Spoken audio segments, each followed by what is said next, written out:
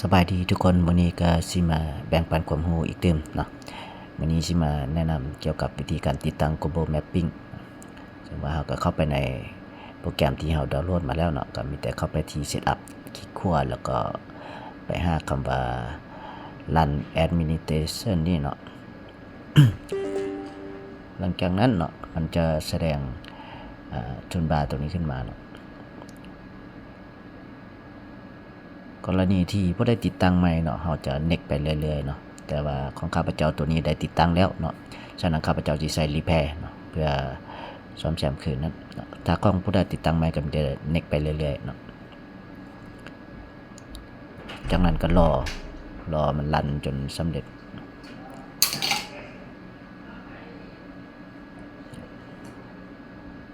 ตัวนี้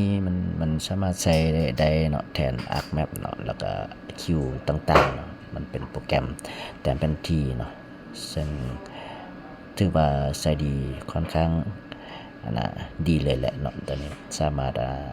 เอามาวิเคราะห์เนาะระดับน้ำเนาะเฮ็ดวอร์ติเซตต่างๆเนาะตัวนี้ใช้ได้ถือว่าสะดวกสบายเนาะสามารถดาวน์โหลดภาพถ่ายมันซัพพอร์ตกับเรียนงานตัวสารสนเทศนี้เนาะได้ดีสมควรนะสำหรับผู้ใดที่กำลังศึกษาเรื่องแผนที่นะเรื่อง GIS ต่างๆสามารถเอาตัวนี้ไปใช้ได้เลยเนาะ Global Mapping เนาะดีนะตัวนี้อันนี้เราก็รอมันเนาะรอมันจนสำเร็จเนาะรอมันจนสำเร็จเนาะ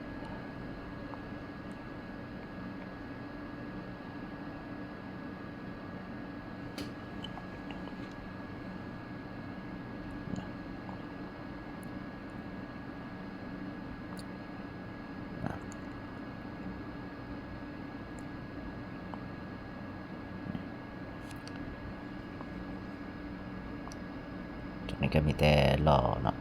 ส่วนว่ามันจะแล้วไว้หรือซานขึ้นอยู่กับคอมพิวเตอร์ของแต่ละท่านได้เนาะขึ้นนำแต่ละหน่วยสเปคเครื่องก็จะบ่คือกันเนาะของแต่ละคนนั้นเนาะแต่ทางนั้นทางนี้ก็สามารถเอาไปใช้ได้เนาะหลังจากมันสำเร็จแล้วเนาะก็มีแต่ว่ากด finish เลยเนาะกดตัว finish นี้ต่อไปเราให้เราเข้ามาที่ Crack เข้ามาที่ Crack แล้วก็ Copy เอาตัวนี้เนาะ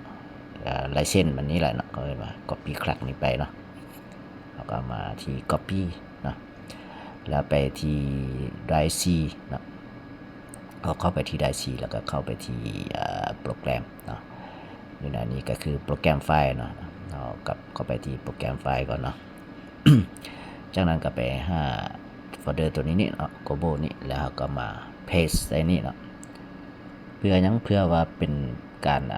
activate เนาะหรือว่า register ให้มันเนาะในหลังจากนั้นก็วางใส่นี่เลยแล้วเนาะหลังจากที่ว่าเขา copy paste ลงในนี้แล้วเนาะต่อไปก็มีแต่จะรันเนาะรันให้มันเพื่อเปิดขึ้นมาว่าใช้ได้ปกติบ่เนาะอย่างอันนี้ก็เป็น Global Mapping เนาะแอปพลิเคชันต่างๆเนาะก็มีแต่รันดับเบิลคลิกใช่มันเนาะเดี๋ยวเลื่อนในนี้เนาะหลังจากที่สำเร็จมันจะมีโฟลเดอร์อยู่นอกเดสก์ท็อปนั่นเนาะเดี๋ยวมารันก่อนเนาะโอเครันเนาะเดี๋ยวข้าพเจ้าสิปิดหน้าต่างตัวนี้ออกเนาะสังเกตได้เห็นป่ะตัวเขียวๆตัวนี้มันจะเป็นตัวโปรแกรมที่เราติดตั้งมาแล้วเนาะเดี๋ยวหน้าต่างมันสิเป็นอะไรมาเบิ่งเนาะเดี๋ยวข้าพเจ้าสิรันตัวมันนึงนะคอมอยากซาหน่อยนึงนะอันนี้คือหน้าต่างของโปรแกรมเนาะก็คือ Global Mapping Pro เนาะที่ว่าใส่ได้เป็นปกติเลยเนาะเพราะว่าเราก็แคร็กไม่ยังเรียบร้อยแล้วเนาะตัวนี้ใช้ดีเนาะแล้วได้ก็ฝากกดไลค์กดแชร์แล้วก็กดติดตามกันเด้อ FC เด้อโชคดีเจอกันใหม่